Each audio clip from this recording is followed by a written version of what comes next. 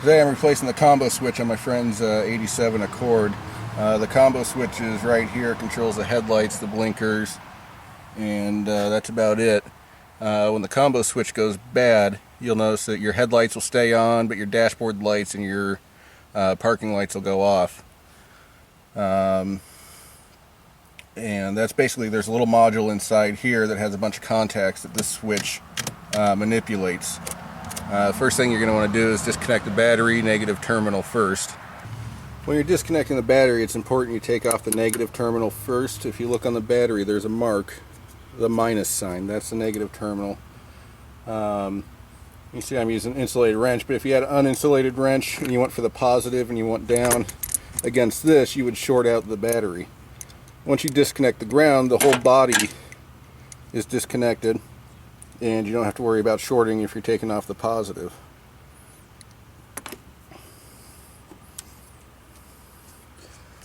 I run into a problem right here with this old corroded, kind of beat up battery terminal. It's going to have to be replaced sometime soon. But to keep this piece from spinning, I'm going to go ahead and just put a clamp on there. And I'll be able to loosen the bolt on this battery terminal.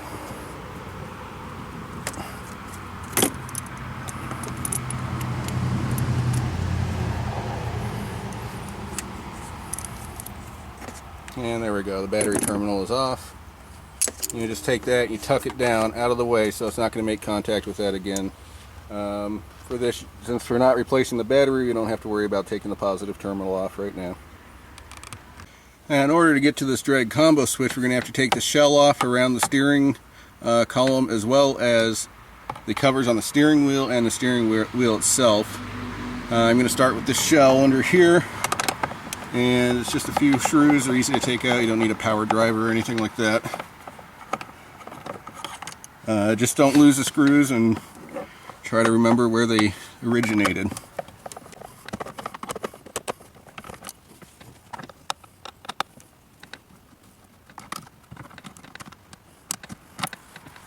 You notice that screw I just pulled out of there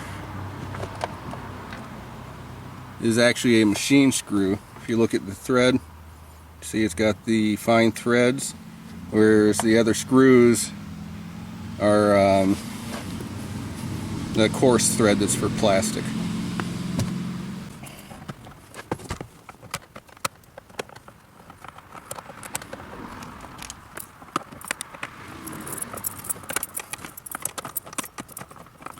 I don't know if the camera is getting this, but under here you also have another panel. This one's missing a screw right now, but this panel has to come off so you can completely disassemble the shroud and the steering column. And these are just two screws up here at the top. Then there's a screw back on this side.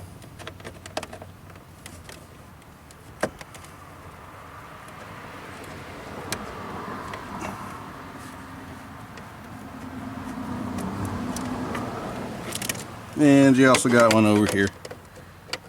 So it's just 4 screws and it comes right off and out of your way.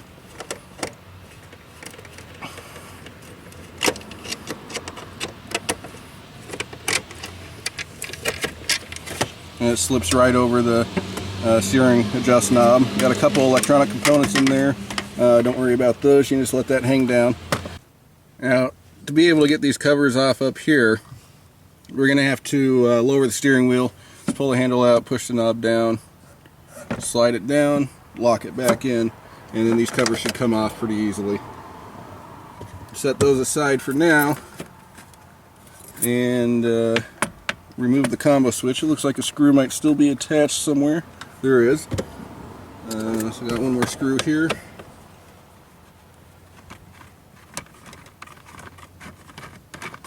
And that is another machine screw as well.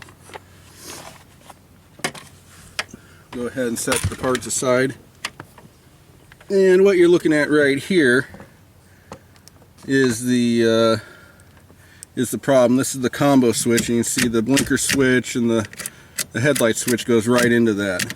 So in order to get this combo switch off the vehicle, you need to take the steering wheel cover off. For there's 4 screws located around the steering wheel from the back that you have to remove, and they're kind of hard to get to. Easiest thing to do is just to turn the steering wheel around until you get an open space that you can get a good screwdriver in and get those screws out. They might be in there a little tight, but they're machine screw threads, so just keep at it and they'll come out for you. Once you get the last bolt out of the screw, that's 4 of them in total, you're going to pull the horn bezel off the front of the steering wheel, and you'll see there's a little wire there that connects to the horn. You want to pull that connector off. Might be a little stiff, but just give it a little work, and there you have it. Set that aside, and now you're going to see you have a bolt here that holds the steering wheel on.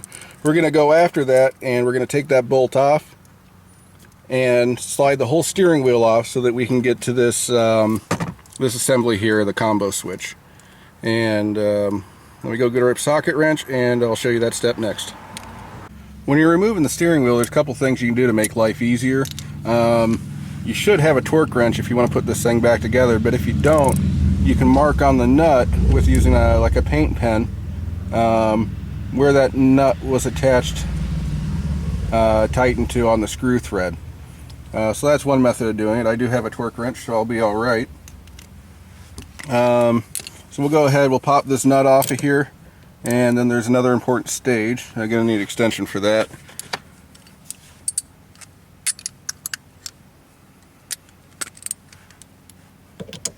Now we're just going to leverage on this.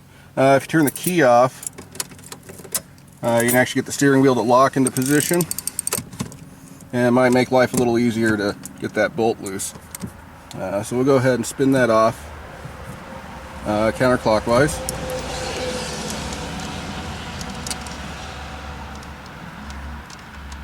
And then set that aside, and I'll unlock the steering wheel again so we can get it back to a good position. Another thing you're going to want to do before you pull the steering wheel off, it should come off pretty easy, is disconnect that set of wires there. That isolates the steering wheel from the combo switch. And then when you put this back together, you're going to want your steering wheel to be straight when you're driving straight. You don't want it to be all crooked. So take a paint pen, another color, and mark on the steering wheel itself the location of the wheel, and then mark on the screw itself location of the wheel. So when you get done with this and you go to put the wheel back on, you just line up your marks and you're good to go. So we're going to pull the steering wheel off, get rid of that, and we're now down to the combo switch that we need to access. Now we're looking at the combo switch. You have your washers, wipers over here, and you have your blinkers and your headlights over here. This right here is a rotating contact. The horn connects here, as well as your cruise control buttons, and this just rotates as it makes contact. If you're having problems with your cruise control working right or your horn working right, this disc might be bad, and that might be something you'll want to look into. That's not our problem right now, so we're not going to worry about that. We do need to continue disconnecting wires here though, and down here on the right there's a little blue wire that you can see down here, possibly, and that needs to come off of its connector. It's pretty easy to do as well. You just squeeze, pull, and away it comes. As one part of the combo switch is disconnected.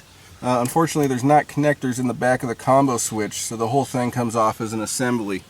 To get down into there, we're going to have to take off this front ring bezel and access the screws underneath, so we'll get to that next.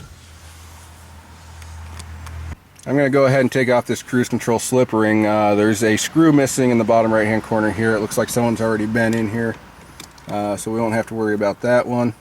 We'll just go ahead and pop these out and make sure we set them aside so we don't lose them.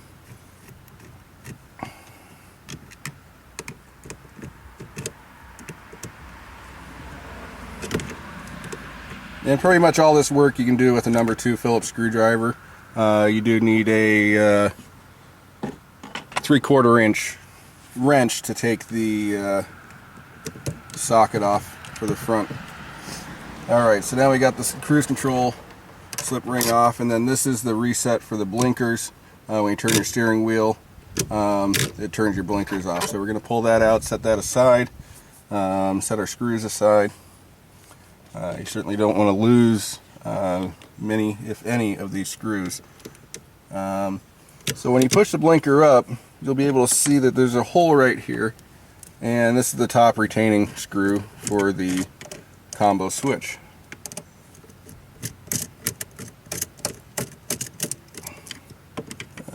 So you want to get that all the way out of there.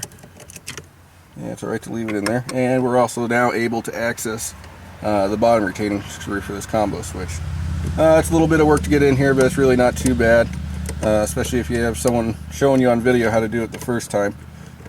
I don't know how much this applies to other vehicles, but it should at least give you a start. The combo switch itself, loosen up some of those wires, pull things forward, and you'll see on the back there's not really any connectors up in this area, so you have to chase it back down to the main wiring harness to disconnect it.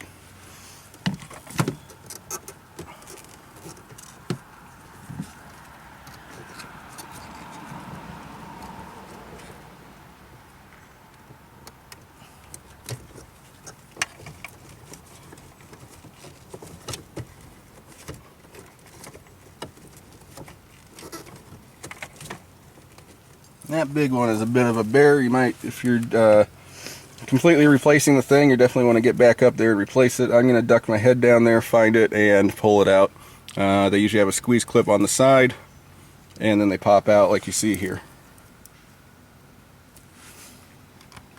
If you follow the lead up from the combo switch, you'll see it comes up into this bundle, and there's two connectors back here. One left, one right, and there's also this bundle of green, black, blue, yellow wires. Those all have to be disconnected so you can remove the combo switch from the vehicle and swap in a replacement, or in my case I'm going to be repairing the combo switch and we'll be replacing it when I'm done.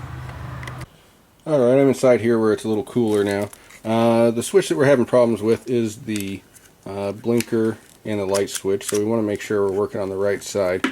We're going to have to pull these contacts out, and to do that we're going to need to pull off this piece of plastic here. It's just clipped in, just make sure not to bust the clips.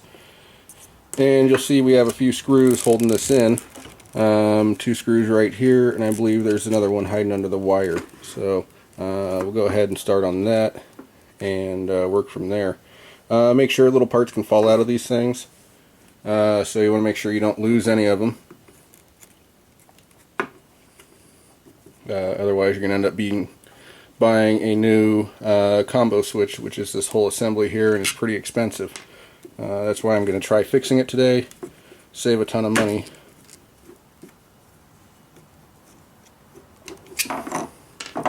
So that's 2 screws there. It looks like that's all there is. There's not 3. Yep, we got another couple clips back here. We'll need to pry those around the plastic. There we go. I can feel it coming already. So we'll pop this clip down here. And this can be a bit of a pain in the neck. A bunch of plastic clips that keep like to keep clicking in. So I'm going to pull that apart. And here's the mayhem that makes all of this work. Did we see how that came off? It's a good thing I have video of this. But no, really, it just slides back in here. You just got to make sure it's facing the right direction to engage this ridge in the knob.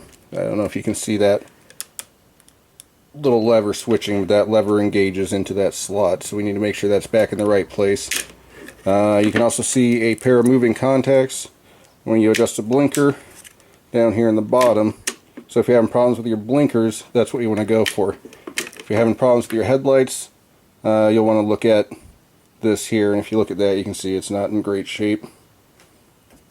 On the right hand side, when you pull this lever forward, you can see you got a little lever here that pushes down, and that actually activates the high beam. So that's your high beam toggle switch, is this assembly right here. So if you're having problems with your high beams, you'll want to look closer into here. Right now our problem is we're having problems with switching between daylight running and headlights, sometimes when you hit the blinker, the switch will go in between and not make full contact, and the headlights will stay on and taillights will go out, or the headlights will go out and the taillights will stay on. So we're going to look down here at these contacts. There's 3 contacts down here. 4. You have 1 rail, and then you have 3 separate contacts, as well as this switching bar, and get a better idea what's going on with those contacts and why they're not always touching and working properly. The next part you'll probably see is some photos, close-up photos of these contacts, trying to diagnose and see if they're burned out, burned off, corroded, covered in crap, that sort of thing.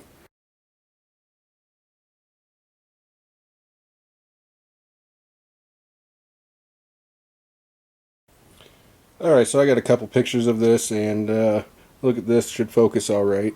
This contact doesn't look great. You'll notice it compared to a low current one. This one probably controls the parking lights. Not quite sure, but you'll notice this contact looks pretty rough. So what I'm going to do is I'm going to polish that up. I'm going to use some really ultra high grit sandpaper, about 3,000, 4,000 grit, and get that back down to clean metal. And also, if you look at the rails inside the switch itself, you can see there's a really nasty burnout arced part. Basically, when it's been making contact, that electrode's been sparking there, arcing, and creating quite a bit of mess. You can also see this one's discolored a bit, so it's been getting kind of hot.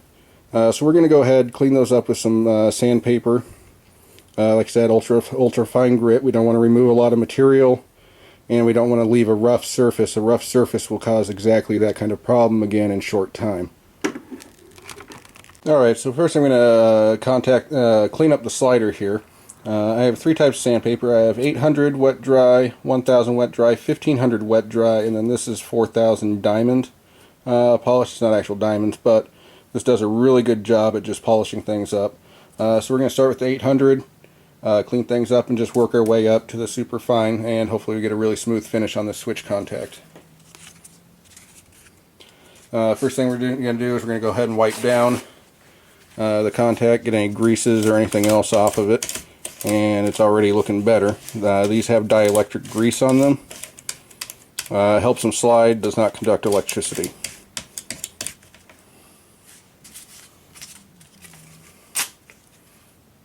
So we're just dipping the 800 in a bit of water, and very gently we're just going to go over these contacts till they start looking a lot cleaner.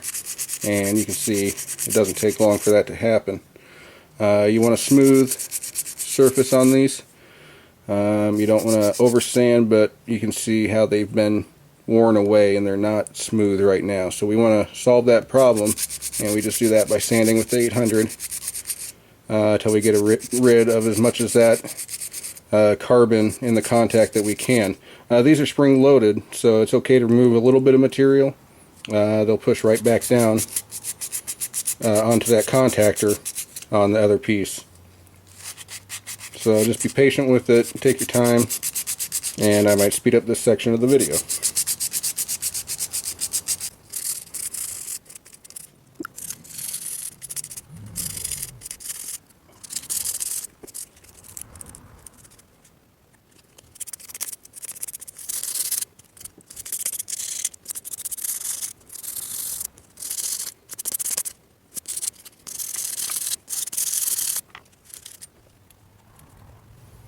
And I say those are looking pretty good.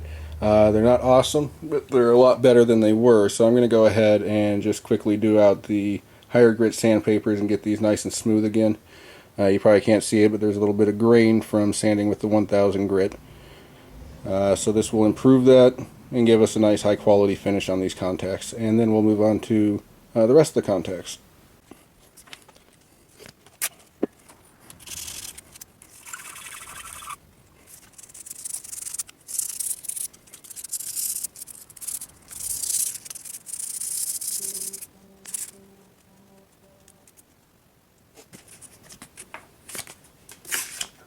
And this is the 1500. Get that wet as well. And we're just going to very lightly on that. We're trying to do a clean finish on this, so it's not going to be heavy grinding. And you can just see I'm doing all the contacts at once, letting them ride. These contacts are on swivels, so they can bend back and forth. So they're you just kind of move back and forth, and they'll take care of themselves.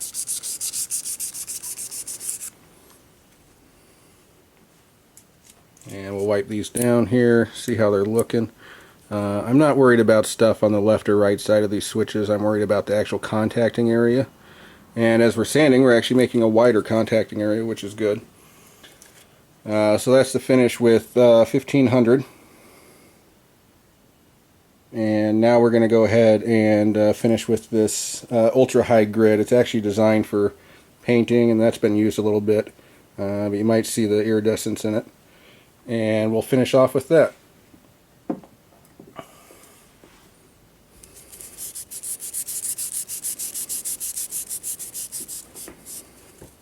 This material is actually great. I've used it on this sanding material. I've used it for sanding out acrylic and plexiglass before doing a final polish, and it does a great job at that. But just found it at AutoZone. It's not something you're going to find at Home Depot or something like that. You need to go to an auto store that sells repainting materials for vehicles. Alright, so that's after the sanding. You can see they're nice and clean. That's what I mean, they're spring loaded, so they'll kind of toggle back and forth as you sand them. But these are super shiny. I don't know if I can zoom in close enough, but it looks pretty good. Almost a mirror finish on those. And I'll probably go a little bit more just to be sure. And then we'll get to work on cleaning up the rails on the actual switch body itself. Alright, so now we got the switch slider cleaned up. Next thing I'm going to work on here is the headlight contacts. If you look at those, you can see they're pretty gnarly. As I also noticed, I took off the switch, the toggle for the high beam, which was right here. It's this little plastic piece here I was showing earlier that clicks up and down, and then there's this little contact that floats right in here, and that just pops back and forth for high and low beam. If you look at these, you'll see they're fairly kind of crummy looking. I'm not going to put too much work on those, but I am going to at least try to polish off that buildup and get rid of that. So the next step, I'm going to go through here with the 800, 1000, 1500, and finally that 4000 grit, and see if I can get these all nice and shiny mirror-like, and work from there.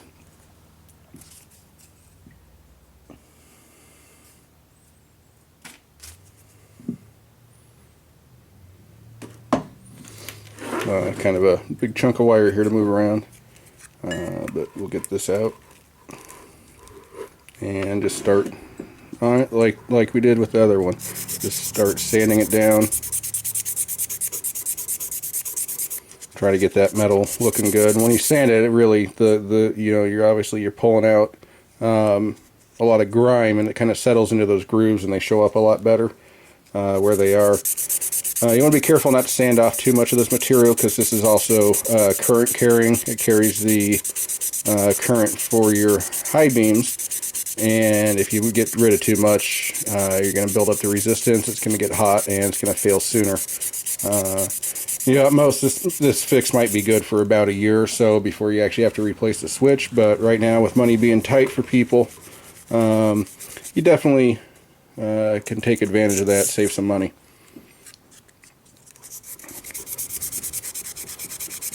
And this is really corroded because I'm putting quite a bit of effort into sanding this to get it clean, and we're still not down to bare metal yet here.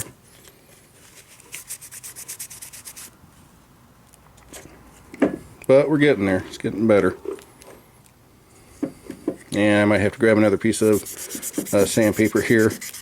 This one's getting pretty old and losing its grit. Oh, there was some.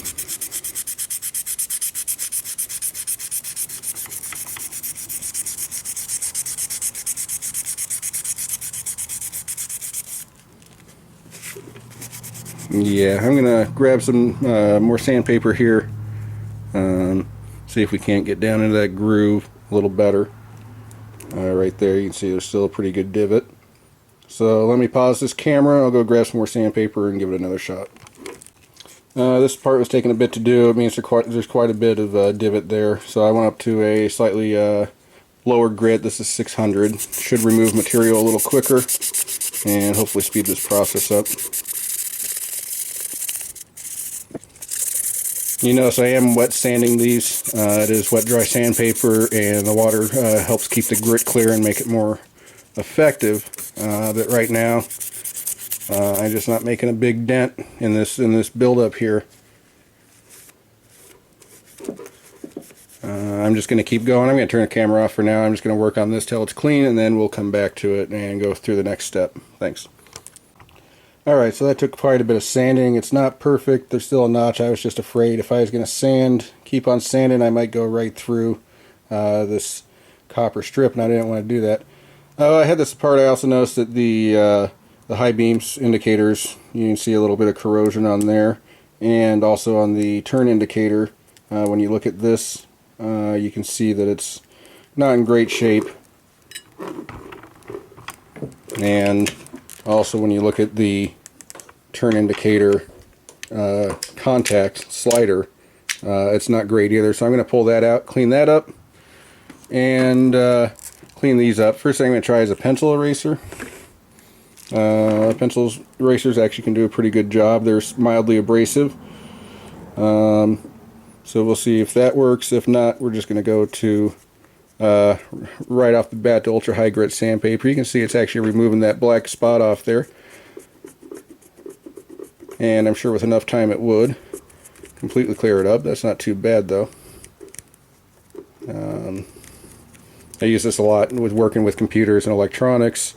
You get a lot of card edge connectors and things like that that just get dirty over time, and just giving it a little work over with the eraser makes a big difference.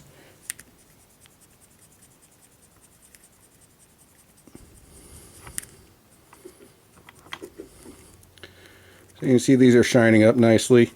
I'll probably still ahead and sand that one a little bit, try to smooth it out, improve things, and make it live longer.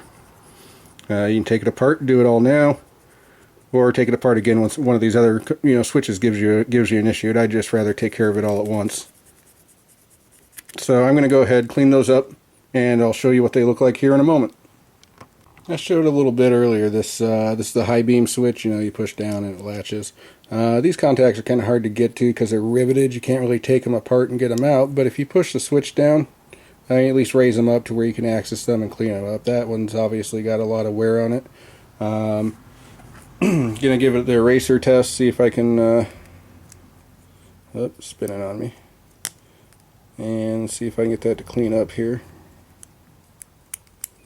And you can see an immediate improvement in the probably switch. It's got a little divot in there, but I think that'll be okay. It's been working flawlessly for years, and with just a little cleaning up there, it gives it some fresh contact area to keep on working for another 25 years. So I think that's pretty good. And I'll go ahead and do the other side here real quick.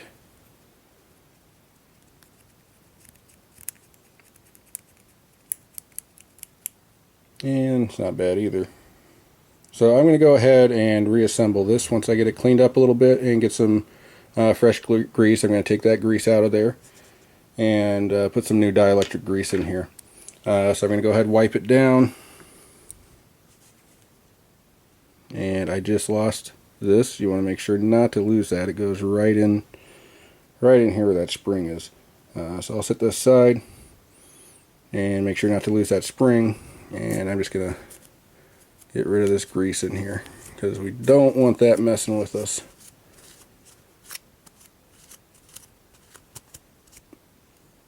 So we've got the new grease in there. I've just got some actually dielectric grease.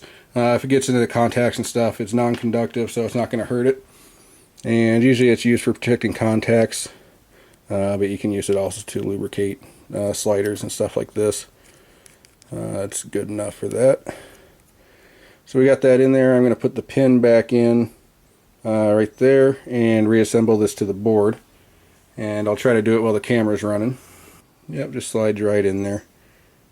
I also have this little rocker which goes on the board as well. I've cleaned that up. Nice clean contacts.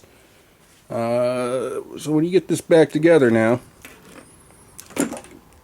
you gotta put this little rocker in here like this. Sorry for bumping the camera around. It's kind of a tight situation here. And then we're going to take this, and to keep the pin from falling out, and to keep the rocker from falling out, I'm going to go at a bit of an angle like this where I can see everything as I'm putting it together. And see, that's just, there we go. Pin's still in, the rocker's still in, and that just clips on like that. If I did everything right, I should have a working high beam switch. If I did it wrong, I might not, and I might have to pop it back apart again. And I got this rocker in the wrong position, so, or this little piece. This is the toggle for the high beams, the part that actually clicks. So we're going to put that back together. Make sure the toggle's on the proper side. And as you can see, it's a bit of a trial and error here. So one more time.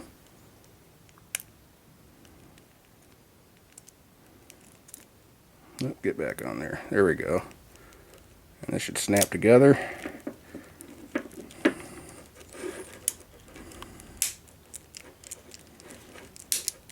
And now we have a working high beam switch with good clean contacts. We have, there you go. These contacts are all nice and clean. I cleaned off the contacts for the blinker switch right here, left and right. So that's good to go. And now we've cleaned off as well this slider here. So we're going to pop that back in. Now one thing I have to keep in mind, it might be a little hard to see, but you have the different switch settings, and you have to make sure that this slot inside here is going to line up properly with that, which this in the maximum position and the minimum slides right through the slot. So I'm going to set that down to the lowest position, and I'm going to turn this key to match. Actually, I'll move it to the middle. That'll be easier. It'll be straight in. And we set this in the middle position, and we should just be able to take this module here, plug everything back together, and the switch is back in. It just snaps in, and then we have the two screws that we removed earlier. We're going to put those back in.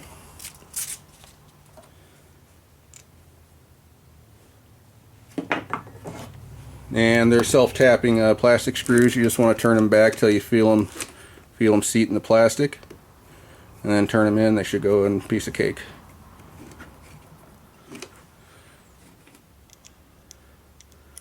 So again, just turn it back till you feel the notch, and then turn it forwards. So we've now completed the repair on the combo switch. This is how it looks like when it's sitting in the car. Left, right, and you got your wipers and stuff on this side. We didn't touch that side, but if you're having trouble with your wiper or the sprayer, you'd certainly want to look into this side. You just pull it out, and it's pretty much the same kind of array of switches and stuff in here. There's the time delay, so you have a lot more contacts. But just be careful opening it, make sure stuff falls out. You know, shoot a video of it while you're doing it, and then you'll remember how everything goes back together. So I'm going to go get this back out to the car and install it back under the car, hook everything up, and we'll test it out. And I'll shoot video of the reinstallation as well, so you get kind of the backwards assembly going. I almost forgot one important part. Before you take this thing back out to the car, you want to put this white shield back on. It protects your electrical connections, and it just pushes right in like that, and you're all guarded. We're ready to go. Alright, so as you can see, we're back in the car now. We got to reconnect this mess. It's a little dark, but you have your two connectors. You have the one that goes here, up there, and you have the one over here, as well as this one right here that you got to reconnect. And so I'm going to go ahead and do that. It's kind of hard to do while holding the camera, so I'll reconnect them and I'll show you where they're connected. Alright, I've gotten these reconnected now. You can see there's that one there. See up in the back here. The other cable you have is you have your cruise control, which we need to connect. It's got a little boot, actually a big boot, to keep it protected. It's cruise control, so obviously they don't want it shorting against anything and causing you to speed up or slow down or anything goofball like that. So that's going to connect right into here. All these connectors are keyed. You can't get them backwards, so don't worry about it. If it doesn't go one way, just turn it around, put it in the other way. Alright, this is looking better. We're back in it, working at the top end of the steering wheel again. We've got our combo switch, which has got to go back on. Just got to make sure that the wires can be routed up in a safe way. Probably take a little bit of fiddling around with that. And not too much effort. And this is self-aligning. Once you put the screws in, you have the screw hole here and a screw hole down here for the two supporting screws. So once you get that screwed on, it's going to sit in there pretty good. You don't want to lose that. It's your little gasket for your ignition. So I'm just going to take these screws. I'm going to go ahead and seat them in. I don't Loctite these. You can if they want. They got a washer. They go on pretty tight, and I've never had one come loose on me.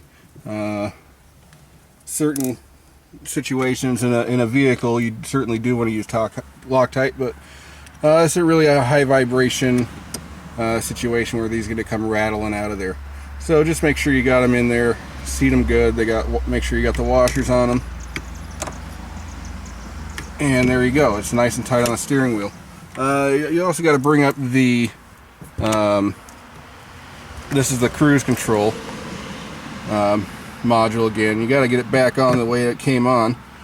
Center the lock there and just slide it on like that. It's pretty straightforward. And this thing just spins around. It has two pegs on it, which you do have to key to the steering wheel when you put the steering wheel back on. But we'll do one thing at a time here. We'll get these mounting screws back in. And remember, there's only 3 here when I took it apart, so I'm only putting 3 back in. And I haven't had any complaints from the owner of this car with any issues with the cruise control related to this. So I don't think that's a problem.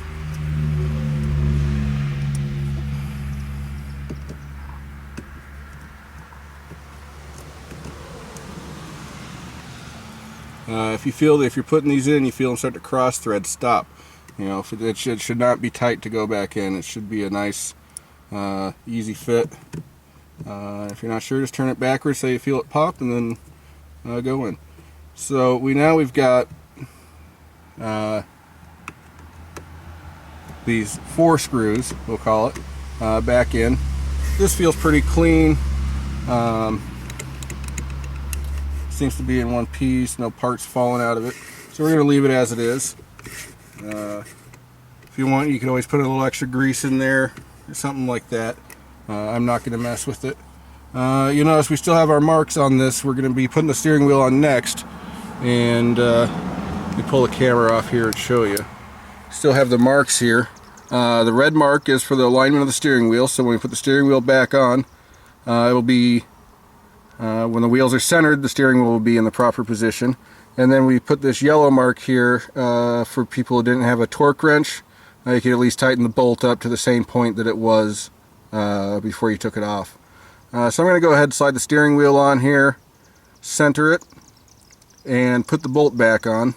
And we'll move on from there. We got a couple extra connectors we got to hook up and some panels to put back on, and we can go from there. One thing you don't want to forget when you're putting the steering wheel back together is this little piece here. This is your blinker reset. So when you turn the blinker and turn a corner and turn back, this is what causes your blinker to pop back up like that. If you forget this, the only thing that's really going to happen is your blinker is not going to reset itself, which would be pretty annoying.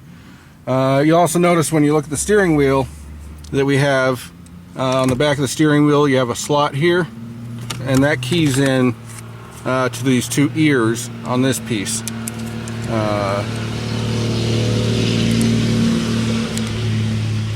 pretty much like that. There's not much of them left. They've had a bit of wear, but that's what we're going for. There's enough there once you get the bolt tightened down that it'll do its job. So we'll go ahead and slide that in, and you want to make sure your ears are aligned. Looking at the back of the steering wheel, you see you have two holes right here. You have this hole and this hole, which is the alignment for the cruise control. And then you have these two ears, so these go up and down, and then you have these two ears left and right. So when you put this cruise control reset in, you want to make sure to get it in the right position, and before you bolt the steering wheel on, just make sure everything's working right. So we're going to line the steering wheel up with the red mark. We got the red mark here, right here, so we're going to line that up with the red mark on the threaded shaft, and everything is in place. We'll turn the blinker on and throw the keys in real quick so we know what we're doing. Okay, turn the blinker on, you turn right and then back and it's off, turn left and then back and it's off. So that's working right. Our contacts are moving inside of the steering wheel, so we know that's good. So we're okay to go ahead and bolt the steering wheel back down. Go ahead, take your nut, screw it on. This is a nylock nut. It's got a little piece of nylon crammed in the end. Sometimes with these taken off and put back a lot, this nylon will go bad and the nut won't actually hold itself on. It kind of locks the nut, keeps it from backing out. If you're not feeling a lot of friction from that, if you can turn it on by hand, this one stops.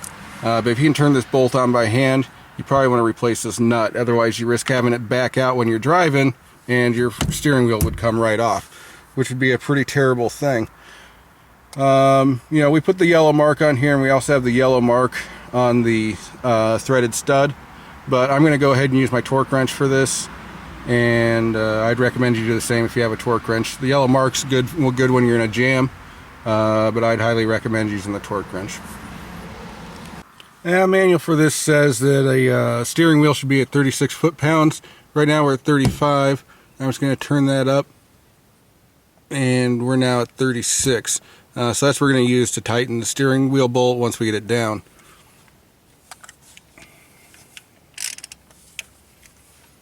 I'm going to start off with my ratchet wrench here. Get it snug to start.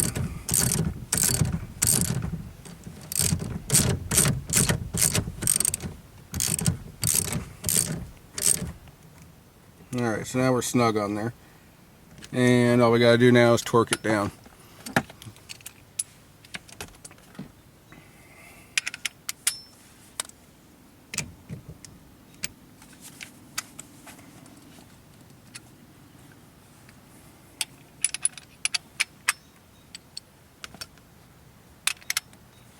Alright, so we're going to just adjust this till we hear it click.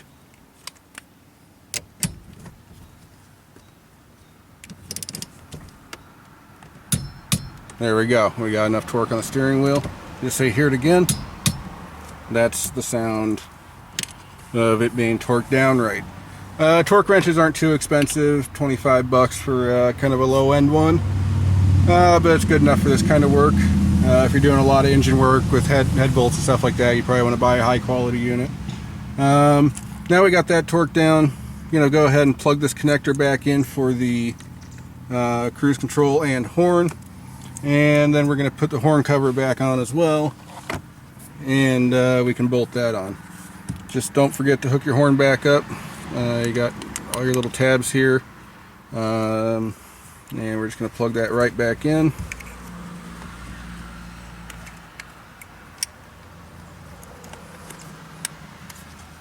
And we're ready to go. Just make sure no wires are getting pinched. They got plenty of free space. And when you're done putting this together, make sure the horn works,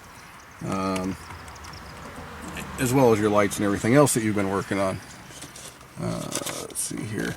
So I'm going to go ahead, I'm going to put the screws back into the back of this, same way we took them out It just takes a bit of time, and then once everything's together, I'll show you how it's working. Alright, so we got the steering wheel back on. It's solid. Blinker reset works. That's good as well. Switch feels good. Nice solid switching on the high beams as well. We're going to go ahead and put the bottom cover on, and then we'll slip the top cover on, and then we got a bottom plate to do. I've lowered the steering wheel again, I've lowered the steering wheel again. Just allow easy access, because you're going to need it to get that top cover in there. So this one slides right up in here and aligns with the steering wheel. Just make sure it's sitting in there good. Make sure your cables aren't binding. You got plenty of clearance, and they're not going to get pinched. It's probably a good idea to lift the steering wheel up, and again you can see that they're not getting pinched. So we'll go ahead and lower the steering wheel back down, lock it in place, and we'll put the top cover in place as well. Make life a lot easier if you know what screw goes where.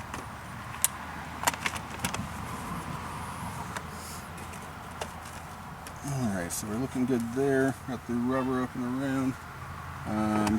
Make sure to align it with the rubber washer on your key ignition. And then we'll get the top piece in here and start putting screws in so it holds itself together.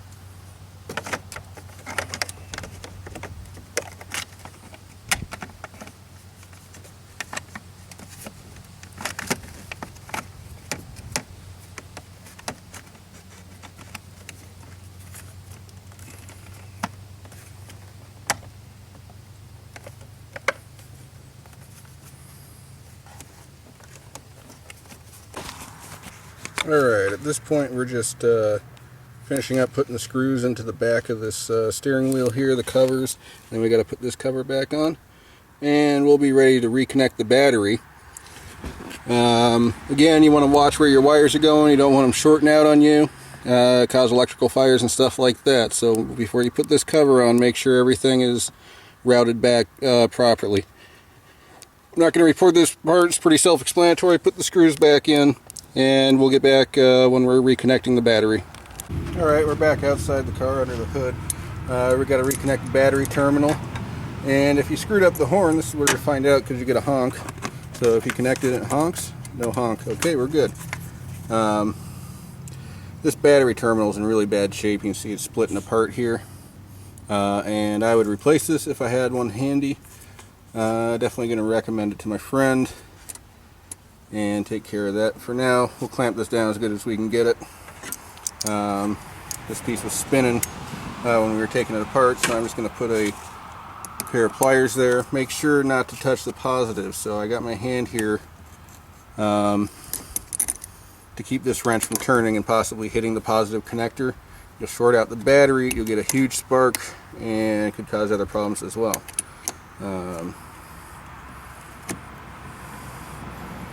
This is not even clamping down, it's not tight at all. Not a really good deal. We'll get that taken care of, but right now we should be good enough to be able to test this out and see if the fix worked. Alright, so we're here testing to make sure this is working. Can you tap the horn real quick, make sure we got that done right? Alright, the horn's working, that's good. You turn on the parking lights or the running lights, please. So those are good. And then the headlights. And can you kind of jiggle the switch and wiggle it, hit your blinkers? Alright, turn the headlights on, turn all the lights on. Hit the blinkers. Just flip the switch up and down a few times. And the headlights and the parking lights seem to be staying on.